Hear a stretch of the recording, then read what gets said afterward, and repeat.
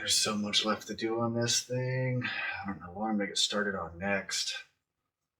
Waiting on so many parts to come in, waiting on those panels still.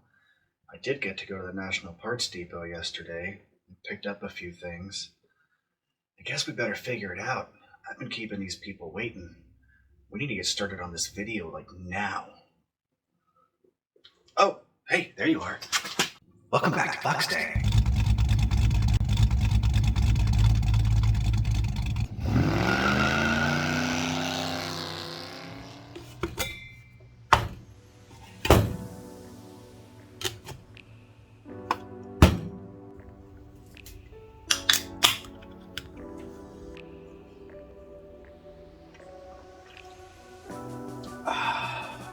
America. But in all seriousness, guys, we have to get this thing figured out. There's a lot more work to do on it. So what should we do next? Oh, I know. How about we turn our attention to the trunk area for a little bit?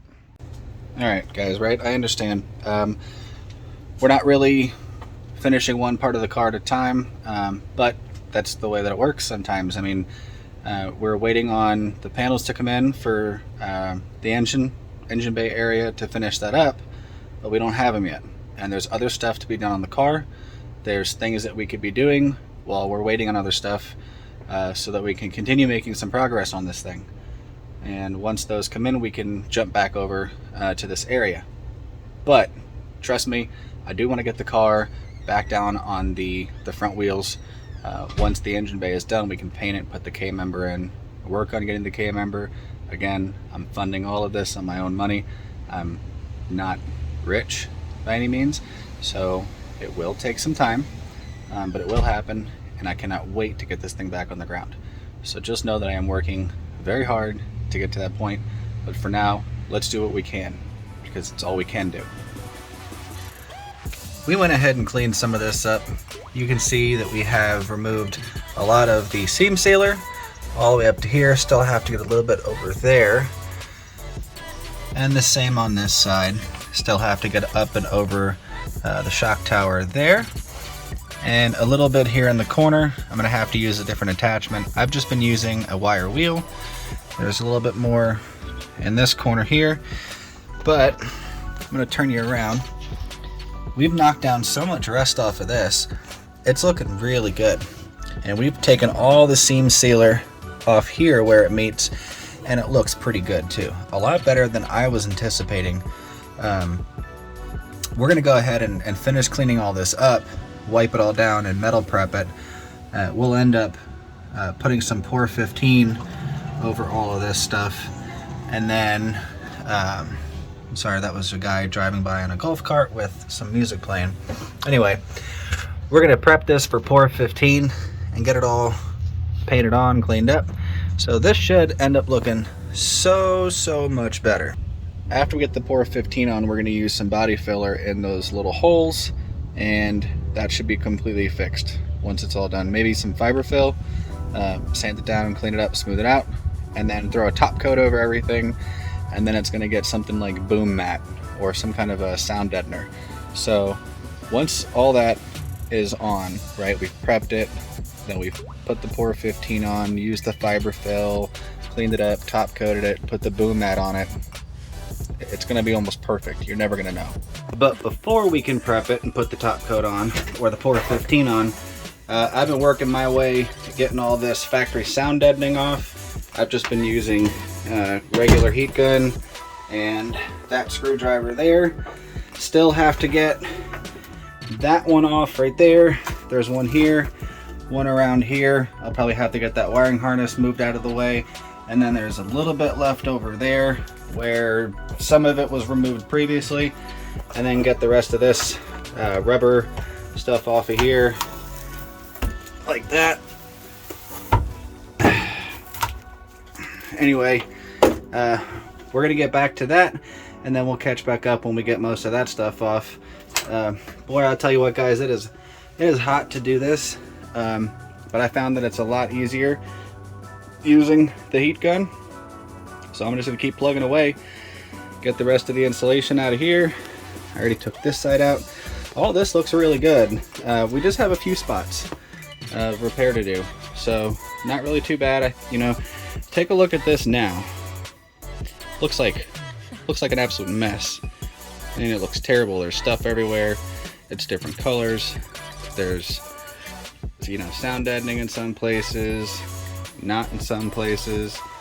Oh yeah, real quick, that is the rust spot I was talking about.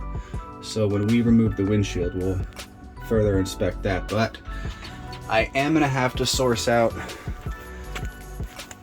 I'm gonna have to find a donor, so I may end up getting a donor for that windshield spot too. This here, I'm probably gonna slice out a little piece off of another car, weld it in, and fill that all in. And then right here, the other side is a little bit rusty right here, but it's not going through, so I can just clean that up, pour 15 it, a little bit of body fill, and that should be fine. And then of course all that will probably use some fiberfill and body filler and clean it up. And there's a couple little pinholes and stuff, and of course we've got to finish getting that stuff, but that's not going to be right now. We're really just focusing on getting all the rest of this crap out of here, and then get this as prepped and clean as we can, so that we can move forward on getting the inside of the body as solid as we can while we're waiting on the panels. Anyway, let's get back to work. Alright guys, so we're making some headway with removing all the sound deadening. I did uncover a little bit more problem areas, so I'm going to flip you around and show it to you now. So right there where the factory sound deadening was, it didn't look like this. We would have never known. We could have finished the car, and I'm talking about like all the way done, fully painted interior, and we would have had problems down the road that we would have never known about because we didn't take the time to take out this factory material. So I'm glad that we did. It's not terrible, although it is bad. It's not all the way through. It's all surface. We can clean it up with the wire wheel, prep it, and pour 15 it, and that'll save it. But I'm really glad that we decided to take all this stuff out. I was contemplating it at first, but my end game goal is to put some kind of Dynamat or newer sound deadening material in. I mean, let's face it, the car is 23 years old.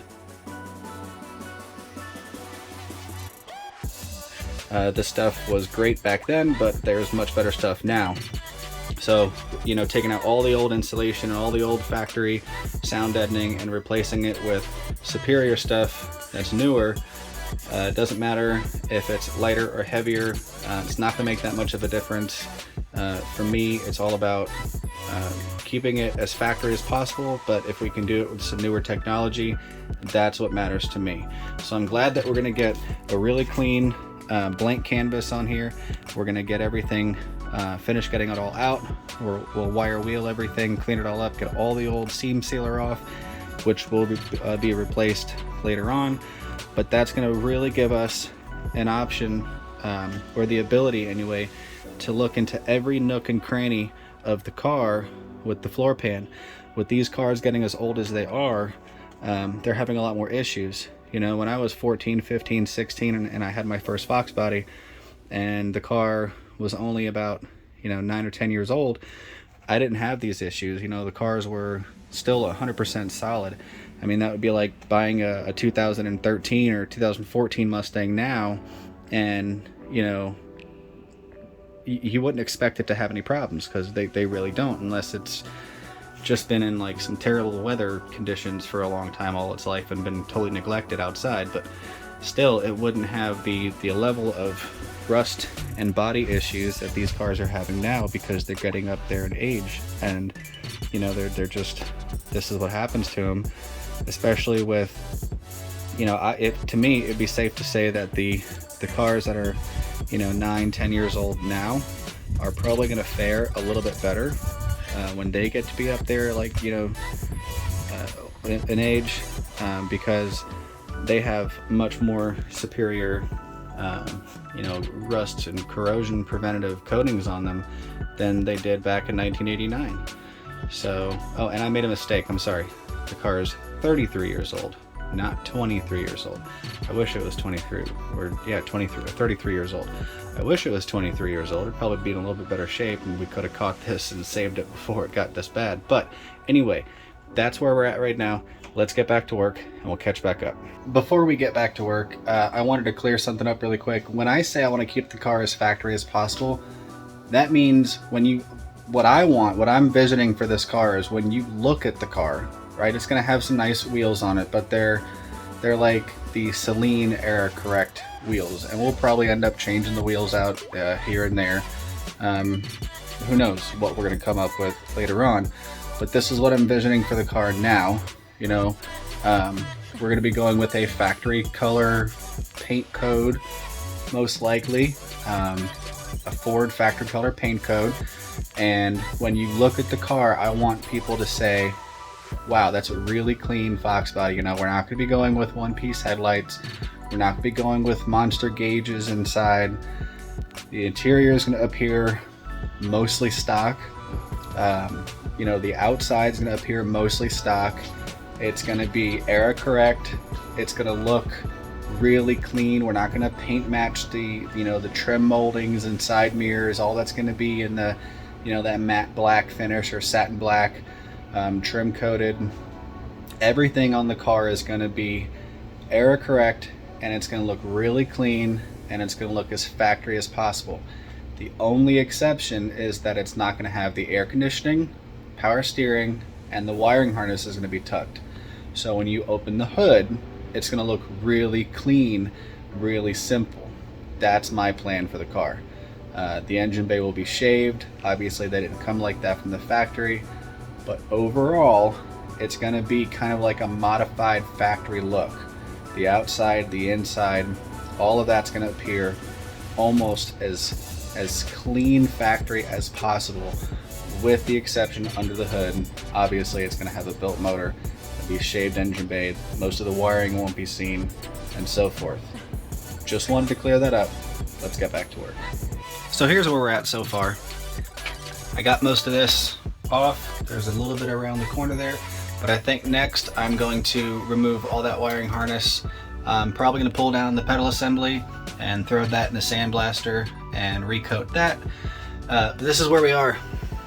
I'm going to get back to work on removing that wiring harness and grinding everything out.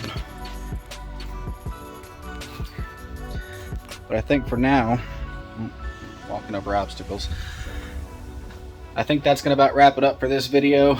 Next time you see this, all that wiring harness, all that will be out, will be ground down, and we'll be getting everything wiped down with the metal prep for the Pour 15.